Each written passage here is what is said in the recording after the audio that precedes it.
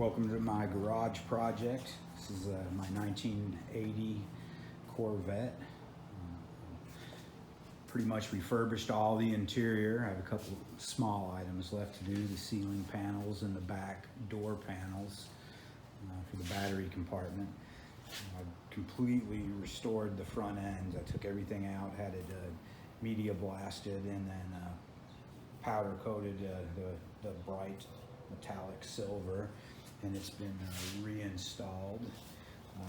Currently I am working on the rear end, and today I took my rear trailing arms to a company outside of Dallas, Duntov Motor Company, and I met the owner this morning. His name's Alan, and he took me on a quick tour of his facility, and I was very impressed. As you will see in the upcoming video, he's got some very cool cars I'm going to share with you. So take a look. Thanks. This doctor brought this 72 Corvette in that was a perfectly fine car, and he wanted an LS engine, modern engine, so it has an LSA now, and a tube frame chassis, and a Corvette C6 suspension and brakes. So it's a really, really nice car, lighter than a new Corvette, and so fast. It's a BMW Midnight Blue. Oh, that's very cool. It really is. And this kind of looks like a junker here, but it isn't for sure. This is is going to be a 68 resto rod. So this is the modern Corvette suspension. This is what a 68 Corvette typically looks like, but we're going to cut that off and replace it with this, and this car will end up looking like this car. Now, is this cage something that you bought? No, yeah, it's from from another car that didn't have as much rust damage. When this car came in, we had to just cut the frame up and throw it away, you know. But so we have a fabricated frame that is going with that hinge pillar and windshield frame, and the rest of the body, which fortunately, because it's a Corvette, it's all fiberglass, it doesn't rust. So this is about 5 months away from being a really nice car. Is this something that you did? Yeah. That's just additional support. Right. Is this a weak point in these frames? Well, this is not a stock frame. You know, this is a completely fabricated frame, and the objective is to make it stronger than a stock frame, and it is substantially. So you can see it's doubled on the inside and on the outside.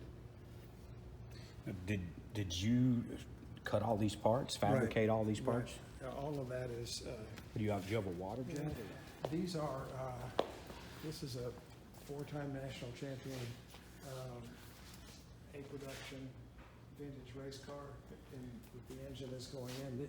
These are. We have 3 of these Indy cars that raced in Japan. They were a Toyota series, so they had Toyota engines, and they're extremely fast cars, equivalent to about a 2005 Formula One car.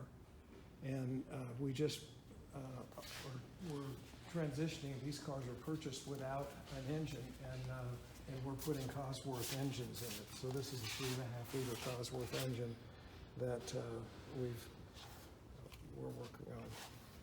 This is going to be a vintage racer, a really fast vintage racer. There's body work on those pieces. This is where we build the trailing arms and differentials and what have you. This is where your parts will get built. And then a couple of restoration projects that are ongoing here. One of our 9 a.m. starters. What is this? That's a vintage, B production vintage race car that belongs to. It's next going to race at Watkins Glen, New York, in September. Wow, very cool. And the one back here in the corner? Yeah, that's an Owens-Corning car that has been here for about 10 years.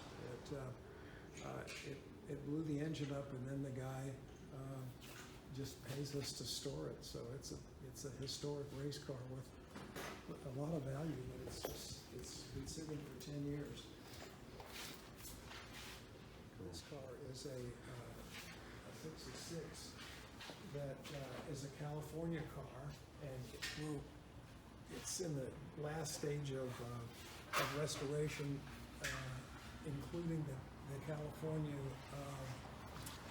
emissions. So they only made 1,400 of these California cars in '66. So I think it will be the only survivor, the only NCRS real car bodies. We have all of our molds over there. So we made this whole body, and we have body molds for 2 different types of cars. These are paint booths, obviously, and then the molds are still in the back there.